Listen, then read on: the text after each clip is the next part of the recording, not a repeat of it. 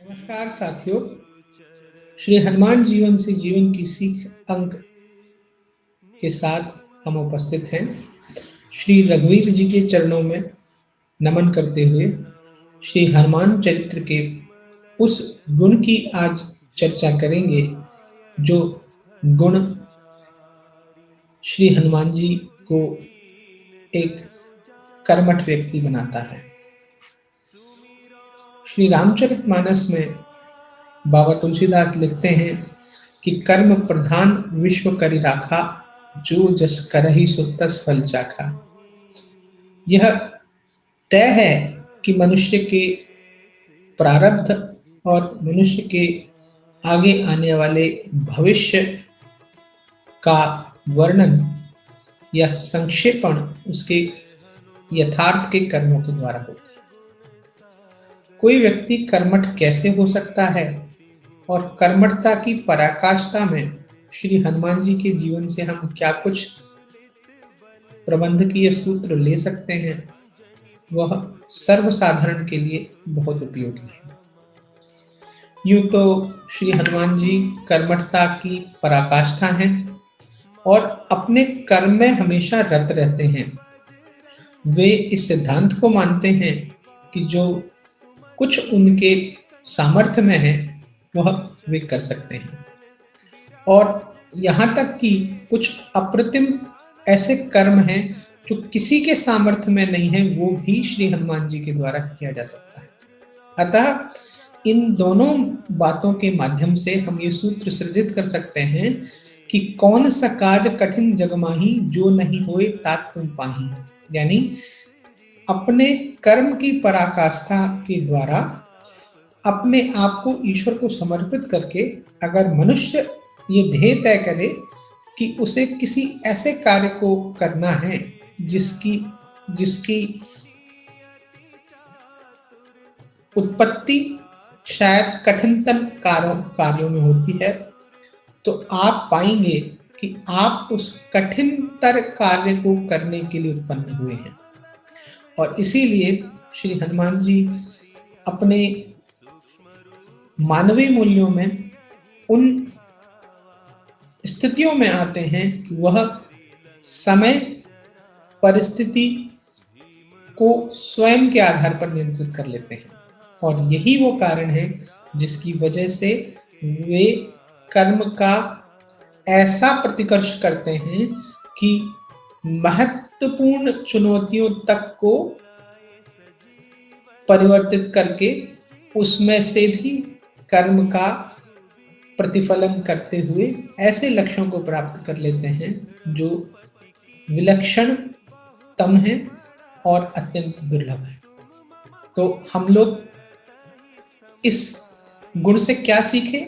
हमारा अपना चिंतन इस गुण से यही सीख पाता है कि मानवीय स्वभाव में अपने आप को सबसे पहले तो कर्म में रत रखना है, और अपनी बुद्धि और विवेक के आकलन में यह तय करते हुए कि ईश्वरीय विधान से मैं शायद इस कर्म को करने के लिए ही उत्पन्न हुआ हूँ, और उसकी प्रेरणा से उनका नाम लेकर अगर हम अपने कर्म के मार्ग पर चल निकलते हैं तो लक्ष्यों का प्रतिफलन करने के बाद सिर्फ लक्ष्य पर ही हमारी दृष्टि टिकती है, और देखने के नजरिए में अगर हमारा परिवर्तन आ जाए तो हम एक समय बाद उन कठिन लक्ष्यों को हासिल कर सकते हैं। अपने कर्म में रत रहें, अपने आप को संयमित रखें, उत्साह रखें। यह जीवन अमूल्य है। श्री हनुमान जी की प्रेरणा से अगर हम कोई भी सत्कर्म को अगर तय कर लें तो शायद असंभव कुछ नहीं है। प्रबंधकीय परिप्रेक्ष्य में अगर कहूँ तो जीवन में उच्चतम लक्ष्यों को गढ़ना बहुत जरूरी है, और गढ़ने के लिए उनके प्रति बढ़ना भी बहुत जरूरी है। हो सकता है बढ़ते बढ़ते हमारे शरीर में थकन हो जाए, लक्ष्य की प्राप्ति से हम दूर कहीं ठहर जाएं, तो फिर उत्साह का सर्जन करें, कर्मठता का नितांत तय करें और उसके बाद फिर कर्म में लग जाएं। ईश्वर निश्चित तौर पर हमारे कर्मों को प्रतिफलित करेगा। अपने प्रयासों में कमी नहीं होनी चाहिए, प्रयासों और प्रयत्नों में जो कुछ कमी रह गई है उसे ईश्वर को समर्पित करें। ईश्वर आपको साक्षी भाव से आपके कर्म में सफलता दिलाने के लिए नितांत सहायक परिस्थितियों का सृजन करेगा। वह हनुमान ही थे जो लंका से कुछ ही समय में जड़ी बूटी की तलाश में हिमालय पर्वत पहुंचे और सपर्वत जड़ी बूटियों की श्रृंखला समेत श्री लक्ष्मण की प्राण रक्षा के लिए समय पर वहां वापस पहुंच गए। तो अगर हमारे लक्ष्य तय हैं, हमें उन्हें प्राप्त करना है, तो पृथ्वी पर ऐसी कोई ताकत नहीं है, ऐसी कोई शक्ति या सामर्थ्य नहीं है जो हमारे सद्विचारों को और सत्कर्म को करने से हमें रोक सकता है। आवश्यकता है प्रयत्न की, आवश्यकता है सद्विचार की। ईश्वर हमें कुछ ऐसे लक्ष्य गढ़ने में हमारे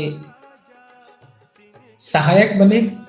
इसी प्रार्थना के साथ आज के अंक में बस इतना ही, और ईश्वर से यही प्रार्थना है कि उनके नितांत, उनके जीवन चरित्र की व्याख्या करने के इस कर्म के लिए भी वे हमें प्रेरणा देते रहें। निश्चित तौर पर हम इस कर्म के माध्यम से निश्चित तौर पर कुछ नितांत अवश्य गढ़ेंगे, शायद श्रोताओं के हृदय में कुछ स्थान पा पाएंगे। तब तक के लिए जय श्री राम, जय हिंद, नमस्कार।